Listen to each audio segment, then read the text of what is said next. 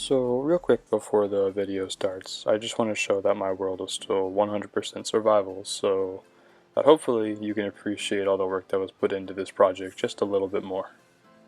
And again, I know this might not be proof to some people because apparently in the past there's been ways around this, but when you've made this much progress in a world like I have, I can go ahead and say that I would be too scared to try anything like that if there was even a chance my world would corrupt or it not become legit. I should also point out that I actually received a trophy in the middle of this project called Fruit of the Loom, which requires you to craft a Mojang Thing banner using an enchanted apple. I don't have footage of it, but you're just going to have to take my word for it. But in front of me here, I have created every single world flag that belongs to a country, a dependency, a territory, a nation, whatever you name it. And for simplistic sake, I went ahead and put it in alphabetical order for you. I've seen other people do something like this in the past, but I feel they either left out a couple flags or they used command blocks to create flags that some people in survival are unable to use because sometimes these command blocks they use went over the 6 pattern limit that people in survival are limited to. So that's the one major thing that I want to point out, is that every single flag here was done in my survival world, meaning that I did not use any command blocks.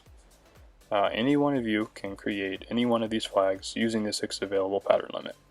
Now, because I don't expect this video to reach many people, I ask that if there is a specific flag you want to know the patterns I used for, I ask that you just comment below the flag that you're interested in, and I can get back to you as soon as possible what patterns and what colors I used. But as you can imagine, these flags required a lot of wool and a lot of color dye if you've ever played around with a loom. And actually right there, that was the macaw flag, which I actually made 2 of.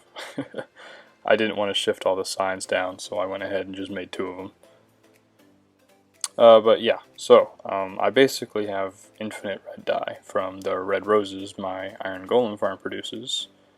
And then you can also get an infinite amount of yellow dye using Fortune 3 on sunflowers. The sunflowers will actually drop more than one of themselves if you use Fortune on them, and then you can just replant and reharvest, and you basically have infinite yellow dye.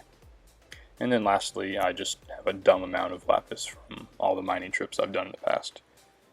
But yeah, besides those are the 3 primary colors, which you can basically use to make every other color. But besides that, there's ink sacs, cocoa beans, and bone meal, which you can find pretty easily if you look for them.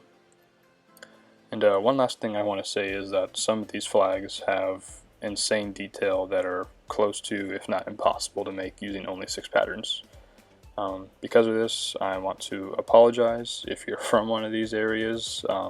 I just want you to know that I did my best using what I was given.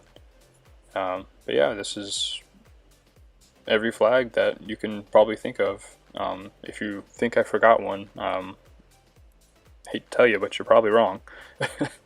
But I hope you found this helpful, if not interesting, and I'll be back in the future with a little tutorial for the automatic wool farm that I used to gather all the wool that I needed to make these banners.